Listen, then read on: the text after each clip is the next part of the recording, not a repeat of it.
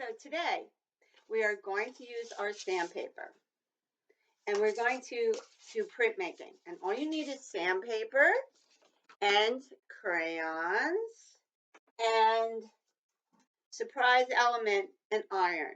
So for my fourth graders and fifth graders, I gave this to you because you're old enough to use an iron. Of course, you're going to have to ask your mom, tell her you're doing it first, and we'll get into that in a minute.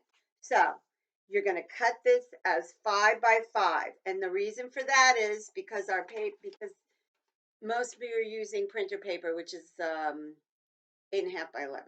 Okay, so you don't want to make it too big. If you were doing this on a big piece of paper, you could do whatever you want.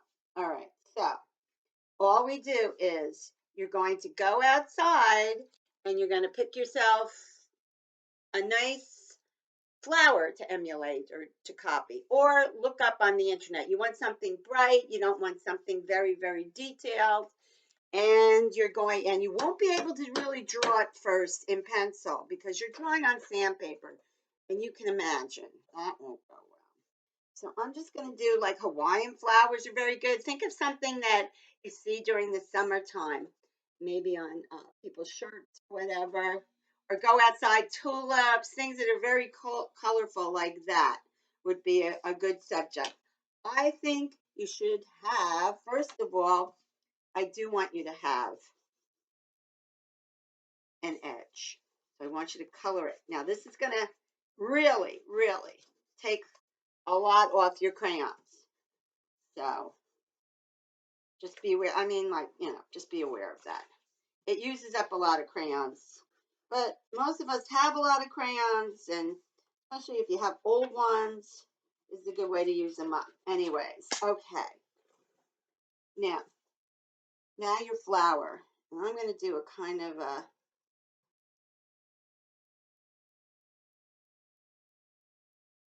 I just kind of have a really good idea of what you want to draw first. You all can draw flowers, I know that. So this should not be too hard for anybody to do. All right? Get a picture of a flower if you need to. Really going to lay on the color here.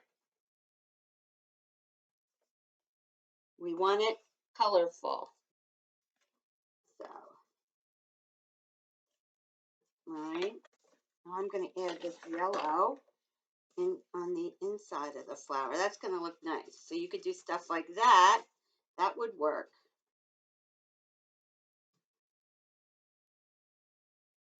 So my edges are pink, but the inside is yellow. If you just want to do a daisy, everybody knows how to make those, and it's just by use of your color that you're going to make it really kind of interesting. All right, I think I'll do this. Color this in. You don't want to go over more than one layer really with your colors. I did, but all right, and you need to color the background. So the example that I found of this on the internet, the woman always had a little space between her colors. So I think so they don't run together. But you can certainly have a plain background, or if you would rather have like stripes of color, that you could do. You want to change, have more than one color in the background, that's fine too.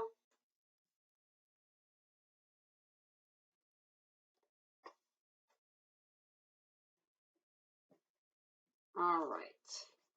Almost done coloring. Really lay on the color. You do need a lot of color.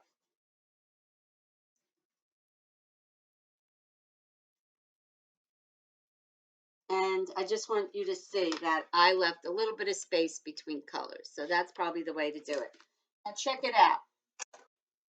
First of all, if you're not using an ironing board, if you're using an ironing board, fine.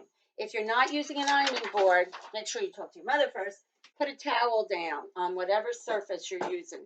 You are not going to iron the table. Okay, next, you're going to put your picture down. Okay, now you're going to put a piece of paper over it. All right, but we have to put one more paper over it, and that's to protect our iron so that you don't get any color on your iron. And now you are just going to iron it. Iron, iron, iron. Make sure you get the corners. And after this, you can help your mother and iron some of the stuff she tells you to iron. Right? Now, you can barely see it if you lift it up. You can see it, can't you? All right, so that looks good. I know that all of it is on there. Ta-da! There you go. There is your flower.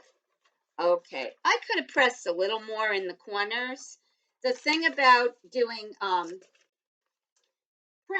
is that you can repeat them. Now, when you do this, it is going to get, see, it gets a little rounded. That's okay. And the second, if it's still warm, it's really going to take that crayon. You can wait for it to get cool if you'd rather. Okay. Now, where's my yellow? All right, let me get my crayons back. See, it's a very simple process. You can change color, but I'm telling you, you're going to get a little bit of the old color if you change colors. So if you're changing colors, like go from pink to maybe purple or yellow to orange, you know, and that way it won't be too messy looking when in the second color. And this already has a lot of crayon on it, so I think that's gonna add to it too. And we get our green here. And then we're gonna get orange here. And don't forget, you really would like you to have that edge, that frame on it, and really press on the crayons. Okay. So let's try that again. Okay, let's do this. Put your paper down. And I need another piece of paper to cover it so my iron does not get crayon or melted all over it, because your mother would not. And you know, irons have that point. Use that to do the corners. Kind of press it into the corners. You can look. Try. You can't move it though, so try to have a good idea. I would hold the iron down a minute while you're checking. All right. And there you go. Here's our second one. All right. I think the first one's better. But yeah, so you might want to wait and let this cool before you put more crayon on it again. But you can see that now you could put two on the page. All right. So that's why we made it 5. So you can have two of the same picture on the page. Or you could give one to mom, one to your grandmother. All right. And it really has a nice texture because the crayon like sticks to it. All right. Now, it also works on fabric. It will put your picture on a piece of cotton. So if you have like a old pillowcase that somebody's throwing out or something, let me show you. Now this is one is ready to go.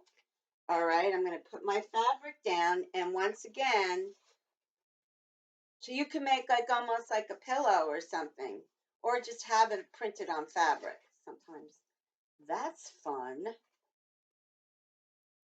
All right, I just want to make sure this is not crooked. And once again, we need a plain paper. You have to put this paper on the fabric. Okay. And just keep ironing. And you know, when you're ironing, I don't know how much experience you have, just you should always really just keep the iron moving. And it should be on high, by the way. what you're doing is just melting that crayon. It really does work pretty good on fabric. Now, I haven't moved that, so I have looked at it, but I think I could just do this little.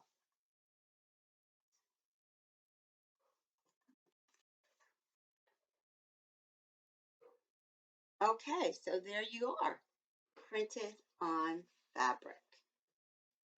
All right, it's pretty easy, right? Turn off your iron. Make sure everything's back to normal. The reason we do printmaking is so that we can do more than one. And why printmaking is kind of a fun thing to do is because you can kind of see the mistakes you made. Like I didn't do it that well right there. This one, here's our second one. Oh, it's up here. Second one. It didn't really, the crayon didn't adhere, I think, to the sandpaper as well. I think it's a pretty effect, actually, but it's not as deep in color as I thought it would be. So now I know you really should wait for it to all kind of dry up. I mean, I should say cool down, not dry up, before you put more crayon on it. And, I would have thought that having it warm would be a better thing, but I think it gets too into the sandpaper and it doesn't let go onto the print. So there you go. There's our sandpaper print.